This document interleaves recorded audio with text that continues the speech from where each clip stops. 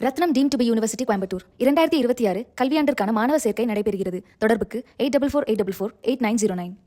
சென்ற முறை இதே திருச்சி விமான நிலையத்தில் பத்திரிகையாளர் சந்திப்பில் நீங்கள் கேட்ட கேள்வி, தமிழக முதல்வர் அவர்களை நீங்கள் சந்திப்பீர்களா என்று கேட்டபொழுது, திருச்சி நாடாளுமன்ற தொகுதி மக்களுக்காக நான் அப்படி ஒரு வாய்ப்பை நான் உருவாக்குவேன் என்று நான் சொன்னேன். அதன் அடிப்படையிலே நான் நேற்று மாண்புமிகு முதலமைச்சர் அன்பு சகோதரர் திரு ஜோசப் விஜய் அவர்களை சந்தித்தேன். திருச்சி நாடாளுமன்ற தொகுதிக்கு தேவையான திட்டங்கள், நீண்ட காலமாக நிறைவேற்றப்படாத திட்டங்கள், மக்களின் கோரிக்கைகள் குறித்து அவரிடம் நீண்ட நேரம் விவாதித்தேன். அதில் சில முக்கியமானவற்றை நான் இப்பொழுது நான் உங்கள்கிட்ட சுட்டிக்காட்ட விரும்புகின்றேன். முதலில் நம்முடைய திருச்சி விமான நிலையத்தின் ஓடுதள விரிவாக்கம் அது சம்பந்தமாக ஒரு 36 ஏக்கர் அதை கையகப்படுத்த வேண்டும். அது சம்பந்தமாக என்னுடைய கோரிக்கையை வைத்தேன். அது முழுமையாக முடிந்துவிட்டால் கிட்டத்தட்ட 350 கோடி ரூபாய் செலவில் திருச்சி விமான நிலைய ஓடுதல் விரிவாக்கப்படி நிறைவுறும். திருச்சி விமான நிலையம் பயன்பெறும், இந்த பகுதி மக்களும் பயன்பெறும், தொழில் ரீதியான ஒரு வளர்ச்சியை அது அடையும் என்று நான் சொன்னேன். அதன்பின் உலர் துறைமுகம், ட்ரை போர்ட், அது சம்பந்தமாக நான் எடுத்துக்கொண்ட முயற்சிகள், இது சம்பந்தமாக ஒன்றிய அமைச்சர்களை சந்தித்தது, குறிப்பாக நம்முடைய ஒன்றிய நிதியமைச்சர் திரு நிர்மலா சீதாராமன் அம்மையார் அவர்களை சந்தித்து 2-3 முறை அது விஷயமாக நான் அவர்களிடம் பேசி, அவர்களும் இது கண்டிப்பாக திருச்சிக்கு தேவையானது, இங்கு அந்த உலர் துறைமுகம் ட்ரை போர்ட் வந்தால் திருச்சி மட்டுமல்லாது இந்த பகுதியில் இருக்கிற மத்திய மாவட்டங்கள் அனைத்தும், அரியலூர், பெரம்பலூர், கரூர், டெல்டா மாவட்டங்கள் அனைத்தும் பயன்பெறும், தொழில் வளர்ச்சி பெறும், வேலை வாய்ப்புகள் உருவாகும் என்று கூறி அவர்களும் இது அருமையான ஒரு யோசனை, கண்டிப்பாக என்னுடைய ஆதரவு இதற்கு உண்டு என்று சொன்னார். அதையும் முதலமைச்சரிடம் சொல்லி அதற்குண்டான நிலம் பொறுத்தவரைக்கும் ஏற்கனவே சிப்காட்ல பொறுத்தவரைக்கும் அங்கே இடம் இருக்கு, முந்தைய மாவட்ட ஆட்சியர்கிட்ட பேசியிருக்கேன்னு சொல்லும்போது அதையும் நம்ம பரிசீலிக்கலாம் சொல்லியிருந்தாரு. அதை தவிர்த்து திருச்சியை பொறுத்தவரைக்கும் தமிழ்நாட்டின் 2வது தலைநகரமாக அதை உருவாக்க வேண்டும் என்ற ஒரு முக்கியமான கோரிக்கையை வைத்தேன். புரட்சித் தலைவர் காலஞ்சென்ற புரட்சித் தலைவர் திரு எம்ஜிஆர் அவர்கள் இதை அவர்கள் முன்வைத்தார்கள் அந்த காலத்தில்.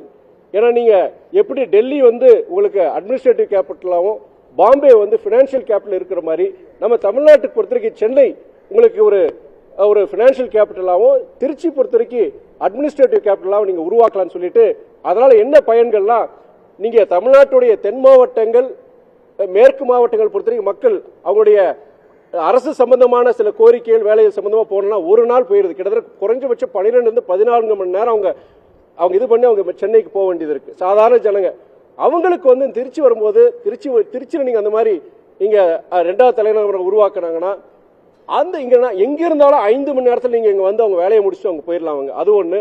2வது முக்கியமான விஷயம் என்னன்னா, சென்னையில் இருக்கு உங்களுக்கே தெரியும் போக்குவரத்து நெரிசல், அதை பொறுத்த அந்த போக்குவரத்து நெரிசல் தவிர்த்து ஒரு டீகன்ஜெஷன் பண்றதுக்கு ஒரு நல்ல ஒரு வாய்ப்புன்னு சொல்லிட்டு சென்னைக்கும் இது பயன்பெறும், திருச்சிக்கும் பயன்பெறும், தமிழ்நாட்டில் இருக்க அனைத்து மாவட்டங்களுக்கும் ஒரு சமநிலையான ஒரு வளர்ச்சி உருவாறதுக்கும் இங்க ஒரு வாய்ப்பா இருக்குன்னு சொல்லிட்டு அதை நான் நீண்ட நேரம் விவரித்து அதை சொன்னேன்.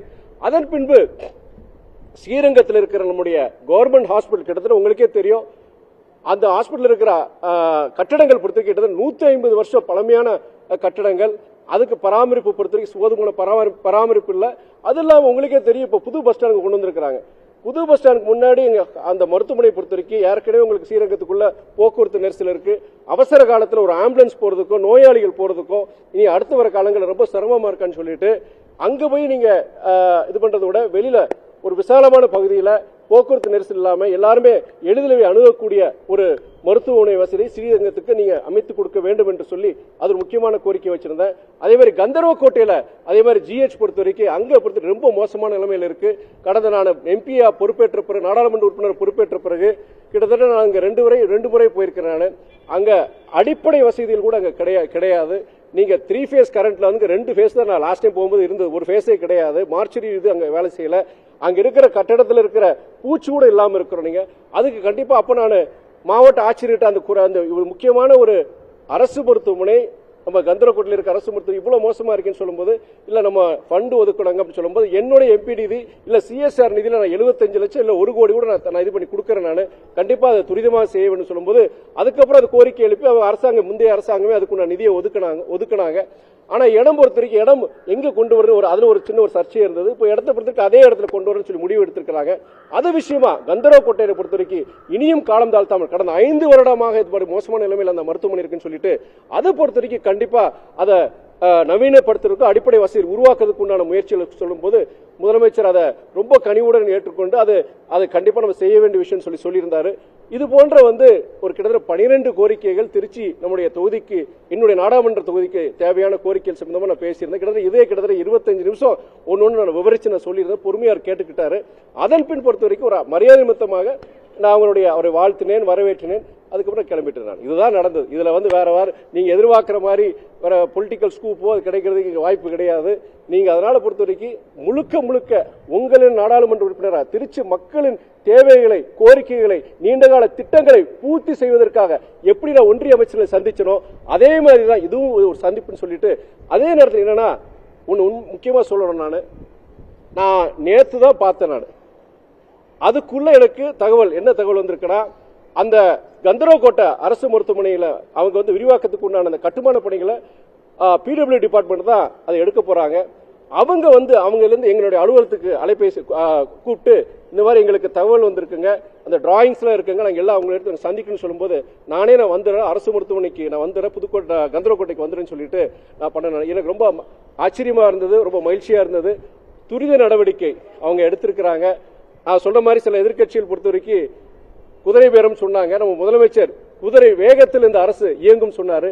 அப்படிப்பட்ட குதிரை வேகத்தில் இயங்கும் ஒரு அரசுங்கிறது இது ஒரு சாட்சியை பார்க்கிறேன். நான் ரொம்ப மகிழ்ச்சியா இருந்தது. இதுல அரசியல் கிடையாது, கூட்டணிகள் எல்லாம் தனிப்பட்ட ஒரு நாடாளுமன்ற உறுப்பினராக இந்த தொகுதி மக்களின் தேவைகளை பூர்த்தி செய்வதற்காக அவரை சந்தித்தேன்.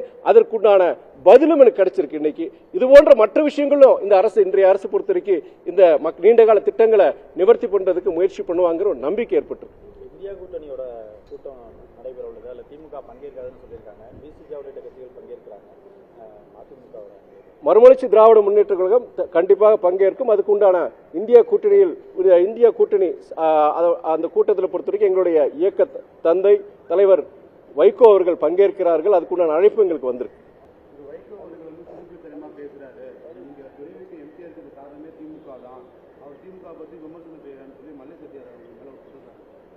ஏங்க திமுக தலைமை ஏதாவது கேள்வி கேட்கட்டங்க பூனா பானாக்கெல்லாம் பதில் சொல்ல விரும்பல. நான் இல்லை, நீங்க சகோதரர் அண்ணாமலை பொறுத்தவரைக்கு புதிய ஒரு அரசியல் இயக்கமா அவர் தொடங்கி இருக்கிறார். அது பின்னாட்களில் அதை அரசியல் கட்சியாக ஒரு மாத்திரம் சொல்லியிருக்கிறாரு, பொலிட்டிக்கல் மூவ்மெண்ட் சொல்லியிருக்கிறார், பொலிட்டிக்கல் பார்ட்டியை நாளடைவில் மாற்றுவோன்னு சொல்லியிருக்கிறாரு. கண்டிப்பா அடுத்த தேர்தலில் நாங்கள் போட்டி போடுவோம்னு சொல்லியிருக்கிறாரு. இதுல ஒரே ஒரு விஷயம், நல்ல விஷயம் நான் பார்க்கிறேன் என்னன்னா, அவருடைய இயக்கம் தொடங்குவதற்கு முன்பாக ஒரு மதசார்பற்ற, ஒரு சாதி மதங்களுக்கு அப்பாற்பட்ட தமிழ் மக்களின் குரலாக என்னுடைய இயக்கம் இயங்கும்னு சொல்லி அவர் சொல்லியிருக்கிறார். அது ஒரு நல்ல விஷயமா பார்க்கிறேன் நான். ஏன்னா அந்த விஷயத்துல நான் வாழ்த்துறேன். நான் அவர் சொல்படியே ஒரு மதசார்பற்ற, சாதி மதங்களுக்கு அப்பாற்பட்ட ஒரு முன்னேற்ற அரசியல், டெவலப்மெண்டல் பாலிடிக்ஸ் அவர் எடுக்கிறாருன்னா அது தமிழ்நாட்டுக்கு நல்லது, ஜனநாயகத்துக்கு நல்லது, ஒரு ஹெல்த்தி காம்படிஷனை தான் பார்க்கிறேன். நான் எப்படி சகோதரர் விஜய் வரும்போது இதே கருத்து தான் நான் சொன்னேன். நான் இப்போ சகோதரர் அண்ணாமலையை பொறுத்த வரைக்கும் இந்த அடிப்படையில் மதவாதம் இல்லாத ஒரு மதசார்பற்ற ஒரு முன்னேற்ற அரசியலை, மக்களுக்கான ஒரு முன்னேற்ற அரசியலை அவர் எடுத்தால் நான் வரவேற்கிறேன், வாழ்த்துகிறேன். பாஜக வர்றாங்கன்னா அவங்க பொறுத்தவரைக்கும் அவங்களும் இவர் சொல்ற மாதிரி ஒரு மதசார்பற்ற அரசியலை பின்பற்றி அவங்க வர்றாங்கன்னா நல்ல விஷயம் தானே அது.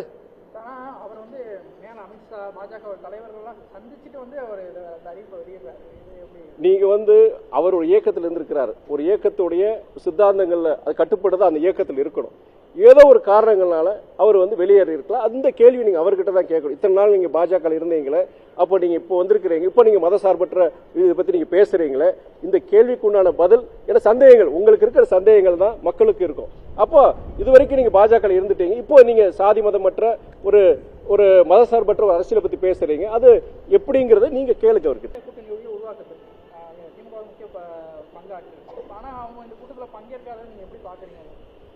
ஒரு விஷயம் என்னன்னா, சமீபத்தில் ஒரு மனக்கசப்பு ஏற்பட்டிருக்கு. அதனால காங்கிரஸ் கிட்ட வெளியே இருக்கிறாங்க நம்முடைய திராவிட முன்னேற்ற கழகம். தமிழ்நாட்டு பிரச்சனைகள் பொறுத்த வரைக்கும் அரசியலை கடந்து அனைத்து இயக்கங்களும் ஒன்றுபட வேண்டும். குறிப்பாக மொழி விஷயமா இருக்கட்டும், நீங்க மேகதாது விஷயமா இருக்கட்டும், எல்லாரும் ஒன்றுபட்டு செயல்பட வேண்டும். அது செயல்படுவாங்கிற நம்பிக்கை இருக்கு. அதுல பொறுத்தவரை அவங்க திமுகவுக்கு உண்டான அறிக்கை அவங்க அதில் கொடுத்திருக்கிறாங்க. அதன் அடிப்படையில் பொறுத்த வரைக்கும் எதிர்காலங்களில் அவங்க ஒரு சூழ்நிலை வரும்போது அனைத்து இயக்கங்களும், தமிழ்நாட்டு இயக்கங்கள் அனைத்து இயக்கங்களும் தமிழ்நாட்டுக்கு தேவையான திட்டங்கள், தமிழ்நாட்டுக்கு நமக்கு தமிழ்நாட்டுடைய மக்களுடைய குரலா ஒன்றுபட்டு ஒழிக்க வேண்டும் என்னுடைய கருத்து. இது நாளடைவில் சரியாகும் நம்பணும். ஊழலுக்கு எதிரான நடவடிக்கை எடுக்கப்பட்டு வருகிறது. தொடர்ந்து இப்போ அமைச்சர் நேரு மீது வழக்கு பதிவு பண்ணியிருக்காங்க. செந்தில் பாலாஜி, முன்னாள் அமைச்சர் செந்தில் பாலாஜி மீது வழக்கு பதிவு செய்யணும்னு சொல்லி ஆளுநருக்கு தமிழக அரசு கடிதம் எழுதியிருக்காங்க. இப்போ நீங்க வழக்கு பதிவு பண்ணியிருக்கிறாங்க. பதிவு பண்றதுக்கு ஆளுநர்கிட்ட கடிதம் ஒப்புதல் கேட்டிருக்காங்க. வழக்கு பதிவு பண்ணியிருக்கிறாங்க. இது எது உண்மை எது தவறுங்கிறது நீங்க நீதிமன்றங்கள் அது தீர்ப்பு சொல்லும். அது தீர்ப்பின் அடிப்படையில் நான் சொல்ல முடியும். நான் உண்மையிலே அது குற்றச்சாட்டு உண்மையா பொய்யா நான் எப்படி செய்ய முடியும்? எப்படி சொல்ல முடியும்? நடவடிக்கை எப்படி பாக்குறீங்க? இல்ல அவங்க இல்ல நடவடிக்கையை பொறுத்த வரைக்கும் நீங்க சொல்றது மாத்திரம் கிடையாது. பல்வேறு விஷயங்கள்ல நீங்க ரிஜிஸ்டர் ஆஃபீஸரா இருக்கட்டும் பல்வேறு இடங்கள்ல இந்த லஞ்ச லாவணியத்தை அவங்க ஒழிக்கிற மாதிரி சில நடவடிக்கைகளை ஈடுபட்டு இருக்கிறாங்க. முதலமைச்சரும் அதுக்குண்டான தெளிவான ஒரு அறிக்கையை வெளியிட்டிருக்கிறாரு. அது நான் வரவேற்கிறத பார்க்கிறேன். ஆனா இது பொறுத்த வரைக்கும் நீங்க அண்ணன் நேரு பற்றி சொல்லும் போது அது நீதிமன்றங்களை தீர்ப்பு கொடுக்கணும். அது உண்மையா பொய்யாங்கிற சொல்லுவோம். அதை பத்தி நம்ம எப்படி சொல்ல முடியும்?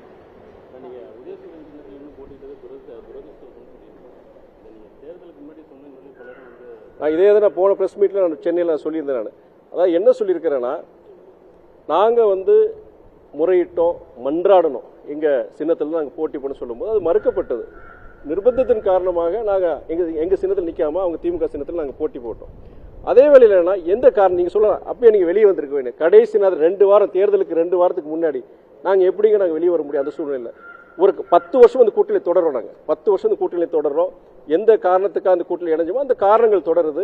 அப்படி இருக்கும் பொழுது கடைசி நேரத்தில் இந்த ஒரு சின்ன பிரச்சனைக்காண்டி நாங்கள் வெளியேற வேண்டிய ஒரு சூழ்நிலை நம்மளே உருவாக்கிற வேண்டாம்னு சொல்லிட்டு அது ஒரு சமரசம் தான். அது எங்க இயக்கத்தில் இருக்கிற நிறைய நிர்வாகிகள் தொண்டர்களுக்கு மிகப்பெரிய ஒரு மன வருத்தம் தான். ஆனா தலைமை ஒரு முடிவெடுக்கும் போது அதுக்கு நாங்க இன்னும் ஒன்றும் சொல்ல முடியாது இல்லையா? குறிப்பா கேட்கறது சீர்காழியில தனிச்சின்னத்துல போட்டிடுவோம் ஆரம்பிச்ச முடிவு. ஆனா கடைசி நேரத்துல அந்த முடிவு மாற்றுறதுக்கு காரணம் மதிமுக தலைமை தான். நாங்க தான் காரணமா முடிவு மாத்துறதுக்கு? யார் சொன்னாங்க அந்த மாதிரி? அரசியல் விமர்சகர்கள் பலர் சொல்றாங்க. ஏன் திடீர்னு அவங்க மாத்திருக்காங்க? அதாவது நாங்க 4 இடத்துலயும் நாங்க மதிமுக எங்களுடைய சின்னத்துல போட்டி போடணும் நாங்க கேட்டோம், மன்றாடினோம். ஆனா அதுக்கு மறுக்கப்பட்டது. அதுக்கப்புறம் நீங்க நிறைய உங்களுக்கு தேர்தல் ஆணையம் எலெக்ஷன் கமிஷன் சமீபத்தில் சில மாதங்களுக்கு முன்பு ஒரு உத்தரவு பிறப்பிச்சது. அதாவது குறிப்பிட்ட இத்தனை வருஷத்துக்கு நீங்க தேர்தலில் போட்டி போடாதவங்க, அவங்க சின்னத்தில் போட்டி போடாத இயக்கங்களை கண்டிப்பா அவங்களுடைய பேசிக் ரிஜிஸ்ட்ரேஷனை நீங்க ரெகக்னேஷன் வேற ரிஜிஸ்ட்ரேஷனை நாங்க எடுத்துருவோம் சொல்லி தமிழ்நாடு இருக்க பல இயக்கங்களுக்கு அந்த உத்தரவு பிறப்பிச்சிருந்தாங்க. நீங்களே தெரியும் ரிஜிஸ்ட்ரேஷன் போயிடுச்சு. இப்போ நிறைய இயக்கங்கள் போயிடுச்சு. நான் இந்த திருச்சியில நம்மளுடைய எங்க கட்சி சின்னத்துல தீப்பெட்டி சின்னத்துல போட்டி போட போய் அதை நாங்க தப்பிச்சோம். அது உங்களுக்கு எல்லாருக்கும் தெரியும். அப்படி இருக்கும் பொழுது அப்ப நாங்க என்ன சொன்னோம்னா, நீங்க 4 இதுல அட்லீஸ்ட் ஒரு இதுலாச்சும் எங்களுக்கு போட்டி போட வாய்ப்பு கொடுங்கன்னு சொல்லிட்டு இந்த காரணத்தினால சொல்லிட்டு எலெக்ஷன் கமிஷன் கொடுத்த அந்த அறிக்கை சர்க்குலர் அதெல்லாம் வச்சு எங்களுடைய வழக்கறிஞர்களுடைய பதில் எல்லாம் வச்சு நாங்க கொடுக்கும்போது அன்றைய முதலமைச்சர் திமுக தலைவர் கூட்டணி தலைவர் அவருக்கு அதுக்கு கண்டிப்பா சரி அது வாய்ப்பு கொடுப்போம், அது ஒரு சட்ட சிக்கல் வந்துடக்கூடாதுன்னு சொல்லிட்டு அவர் அது சொன்னாரு. அதுக்கு நாங்க நன்றியும் தெரிவிச்சிருந்தாங்க. அதன் அடிப்படையில் நாங்க கூட்டணியில் நாங்க கையெழுத்து போட்டிருந்தோம். அப்போ கடைசியில் அது மறுக்கப்பட்டது. ஆனா நான் திமுக தலைவரை நான் சொல்ல மாட்டேன். சில பவர் சென்டர்ஸ் அங்க அவங்க இது பண்ணாங்க. திமுக தலைவர் பொறுத்த வரைக்கும் கடைசி வரைக்கும் அது சங்கடத்தை உருவாக்க வேண்டாம், மதிமுக தலைவருக்கு எங்களுடைய இயக்கத்தன்னைக்கு சங்கடத்தை உருவாக்க வேண்டாம்னு சொல்லிட்டு தான் அவருடைய இதா இருந்தது. சில பவர் சென்டர்ஸ் பொறுத்த வரைக்கும் பண்ணாங்க. நாங்க கடைசி நேரத்தில் அதுக்கும் நாங்க அந்த நிர்பந்தத்துக்கு நாங்க ஆளாக வேண்டிய சூழ்நிலை வந்தது. சட்டமன்ற இடைத்தேர்தல் நடக்கும் போது திமுக ஆதரவு நீங்க அதுதான் நான் திரும்பி சொல்லிட்டேன். நான் நீங்க வருகின்ற 27ஆம் தேதி பொதுக்குழு நடக்கும். பொதுக்குழு இது மாத்திரம் கிடையாது, பல்வேறு விஷயங்கள், தேர்தல் முடிஞ்சிருக்கு, மக்களுடைய தீர்ப்பு, மேகதாது அணை பிரச்சனை, மும்மொழி கொள்கை, இது போன்ற பல விஷயங்கள் விவாதிக்கும் பொழுது கூட்டணியை பொறுத்தவரைக்கும் கண்டிப்பா இயக்க தோழர்கள் இந்த சின்ன பிரச்சனை ரொம்ப காயப்பட்டிருக்கிறாங்க. அவங்க கண்டிப்பா அவங்க கருத்துக்களை சொல்லுவாங்க. அதன் அடிப்படையில் எங்களுடைய தலைமை முடிவெடுக்க சொல்லியிருக்கிறாங்க. இப்போதைக்கு நாங்கள் திமுக கூட்டணியில் தொடர்றோம். இந்த சின்ன பிரச்சனை சர்ச்சையா இருக்கு. அது எங்களுடைய கட்சி தோழர்களுடைய நிர்வாகிகளுடைய வேதனையை நான் சொல்ல வேண்டிய ஒரு சூழ்நிலை நான் சொன்னேன்.